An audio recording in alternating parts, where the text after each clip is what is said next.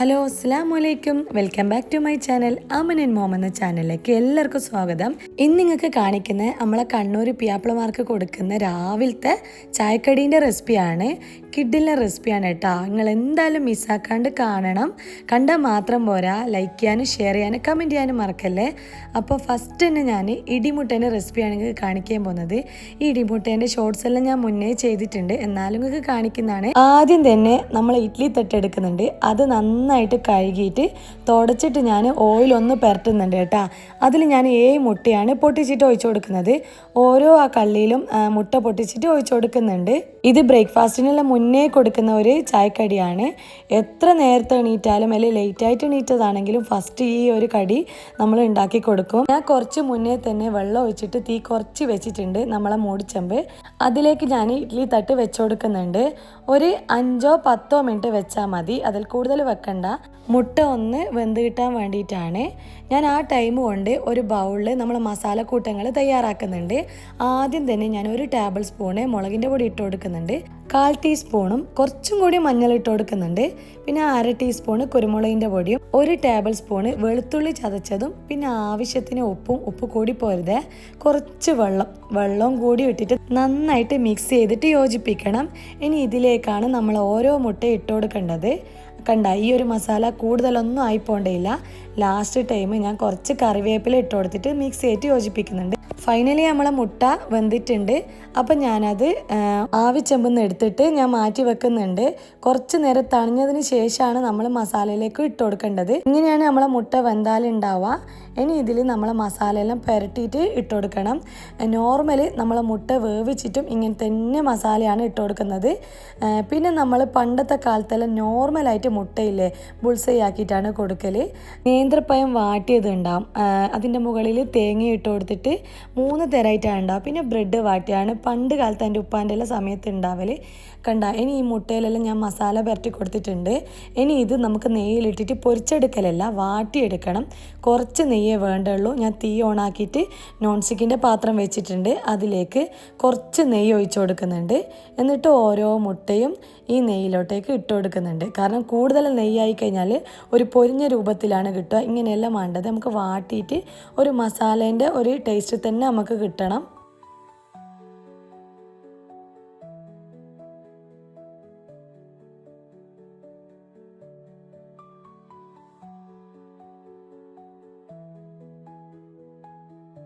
ഈ മുട്ടേൻ്റെ പണിക്കെല്ലാം നിന്ന് കഴിഞ്ഞാൽ പൊട്ടിത്തെറിക്കാനുള്ള സാധ്യത ഉണ്ട്. അതുകൊണ്ട് നമ്മൾ മൂടി വെക്കണം. തീ എന്താക്കണം, ഒന്ന് മീഡിയം ഫ്ലെയിമിലാക്കി വെച്ചാൽ മതി കേട്ടോ. എന്നിട്ട് തീ കുറച്ചിട്ട് വേണം അത് തിരിച്ചിട്ട് കൊടുക്കാൻ, അല്ലെങ്കിൽ പൊട്ടിത്തെറിക്കും. ഞാൻ ഇതെല്ലാം ഒന്ന് തിരിച്ചിട്ട് കൊടുക്കുന്നുണ്ട്. വീണ്ടും ഞാൻ മൂടി വെക്കുന്നുണ്ട്. കുറച്ച് കഴിഞ്ഞ് കഴിഞ്ഞാൽ നമ്മളെ മുട്ട ഇവിടെ സെറ്റായിട്ടുണ്ട്. കണ്ട, നല്ല മസാല എല്ലാം അതിലേക്ക് പിടിച്ചിട്ടുണ്ട്. ഇനി ഇതെല്ലാം ഞാനൊരു പ്ലേറ്റിലേക്ക് മാറ്റി വെക്കുന്നുണ്ട്. അപ്പോൾ നമ്മൾ ഒരു ഐറ്റംസ് റെഡി ആയിട്ടുണ്ട്. ഇനി രണ്ടാമത് നിങ്ങൾക്ക് കാണിക്കാൻ പോകുന്നത് സ്പൈസി ആയിട്ടുള്ള ബ്രെഡ് ടോസ്റ്റ് ആണ് കാണിക്കാൻ പോകുന്നത്. 4 ബ്രെഡ് എടുത്തിട്ടുണ്ട്. ഇത് നമ്മൾ പകുതിയായിട്ട് കട്ട് ചെയ്ത് കഴിഞ്ഞാൽ നമുക്ക് 8 എണ്ണം കിട്ടും. ഞാൻ 2 മുട്ടക്കാണ് എടുക്കുന്നത്. എനിക്ക് ഡൗട്ട് ഉണ്ട് കേട്ടോ, ഇവിടുത്തെ വലിയ ബ്രെഡാണ്, അതുകൊണ്ട് 4 എനിക്ക് കൂടുതലായിട്ടാണ് തോന്നുന്നത്. പിന്നെ 2 പച്ചമുളകും കുറച്ച് മല്ലിച്ചപ്പും എടുത്തിട്ടുണ്ട്. പിന്നെ 1 ഉള്ളിയും, ചെറിയ ഉള്ളിയാണ് എടുത്തത്. ഇനി ഇത്രയും ഐറ്റംസാണ് ഞാൻ ഇതിൽ ഉപയോഗിക്കുന്നത്. നമ്മൾ ചതക്കനെല്ലാം ഉപയോഗിക്കുന്ന ചെറിയൊരു മിക്സിൻ്റെ ജാറില്ലേ, അതിലേക്ക് ഉള്ളി ഞാൻ ഇതിങ്ങനെ മുറിച്ചിട്ട് കൊടുക്കുന്നുണ്ട്. 1 ഉള്ളി ഫുള്ളായിട്ട് ഇട്ട് കൊടുക്കണം, ചെറിയ ഉള്ളിയല്ലേ, അതുകൊണ്ട് പ്രശ്നമില്ല. ഇനി അടുത്തതായിട്ട് മല്ലിച്ചപ്പ് ഇട്ട് കൊടുക്കുന്നുണ്ട്. മല്ലിച്ചപ്പിൻ്റെ ക്വാണ്ടിറ്റി അത് നിങ്ങൾക്ക് അതിൻ്റെ ഒരു കളർ കിട്ടാൻ വേണ്ടിയിട്ടാണ്. അപ്പോൾ ഇത്രയും മതി, 2 മുട്ടക്കല്ലേ. പിന്നെ ആ പച്ചമുളകും കൂടി ഇട്ട് കൊടുത്തിട്ട് നന്നായിട്ട് നമ്മൾ അരച്ചെടുക്കണം. കണ്ട, ഇതുപോലെ നമുക്ക് അരച്ചിട്ട് കിട്ടും. അതവിടെ വെച്ചിട്ട് നമുക്ക് അടുത്ത പരിപാടിയിലേക്ക് കിടക്കാം. ഒരു ബൗളിൽ ഞാൻ 2 മുട്ട പൊട്ടിച്ചൊഴിക്കുന്നുണ്ട്.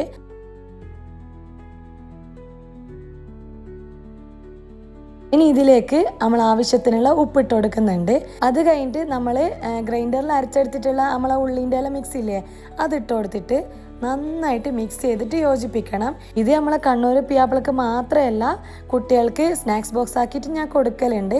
ഇത് രാവിലെയോ വൈകുന്നേരം എല്ലാം നമുക്ക് ചായക്ക് കൂട്ടാൻ ബെസ്റ്റാണ്. ചൂടാലെ കഴിക്കാനാണ് കേട്ടോ കൂടുതൽ ടേസ്റ്റ്.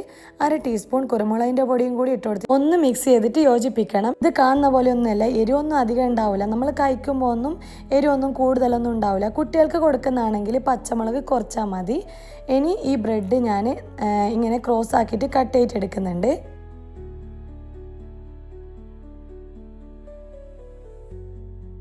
അടുത്ത പരിപാടി എന്താ, ഇതെല്ലാം നമുക്ക് ടോസ്റ്റ് ചെയ്തെടുക്കണം.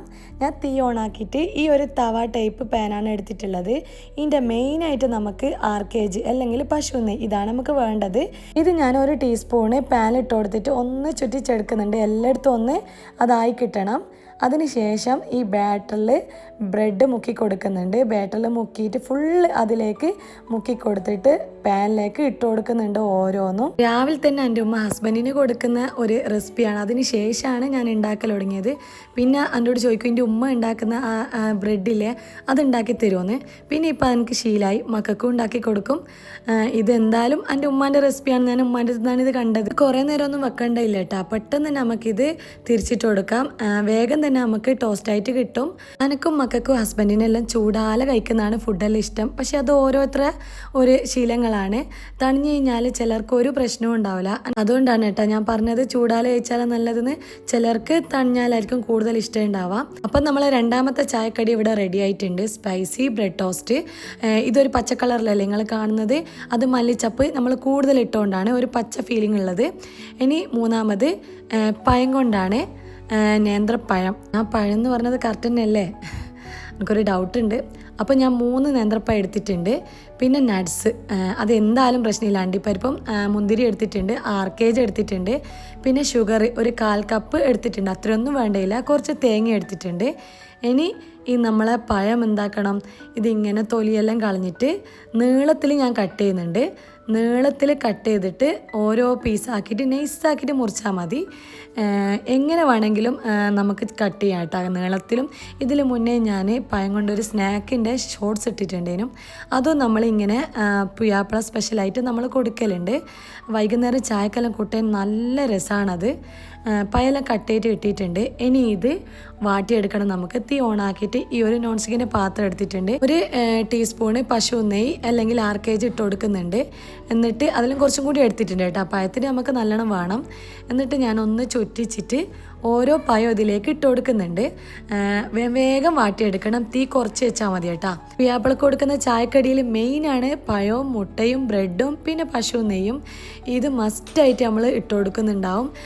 ഇതില്ലാണ്ടൊരു കളിയില്ല. അതുകൊണ്ട് തന്നെ പഴം കൊണ്ട് എല്ലാ കളിയും കളിക്കും. പിന്നെ കായ്പോള കൊടുക്കും.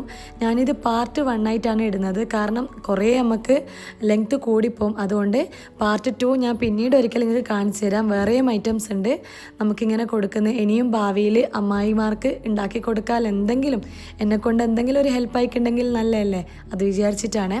ഞാനീ പഴമെല്ലാം വാട്ടിയിട്ട് അതിൽ തേങ്ങ ഇട്ട് കൊടുക്കുന്നുണ്ട്. തേങ്ങേൻ്റെ അളവ് നിങ്ങൾക്ക് കൂടുതൽ വേണമെങ്കിൽ ഇട്ട് കൊടുക്കാം.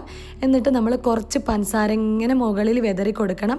അതിൻ്റെ മേലെ ഞാൻ കുറച്ച് വെള്ളം കുടഞ്ഞു കൊടുക്കുന്നുണ്ട്. അതൊരു പറ്റ് കിട്ടാൻ വേണ്ടിയിട്ടാണ്.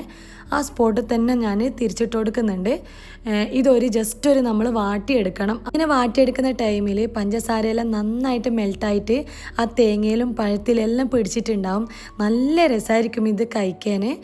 നിങ്ങൾ എന്തായാലും ഒന്ന് ട്രൈ ചെയ്ത് നോക്കണം. എങ്ങനെ വേണമെങ്കിലും നമുക്ക് കട്ട് ചെയ്യാം. നമുക്കിത് ചെറുങ്ങനെ വേണമെങ്കിലും മുറിച്ചിട്ടിട്ട് ഇങ്ങനെ ആക്കാം. സൂപ്പറായിരിക്കും. ഒന്ന് ട്രൈ ചെയ്ത് നോക്കാം കേട്ടോ.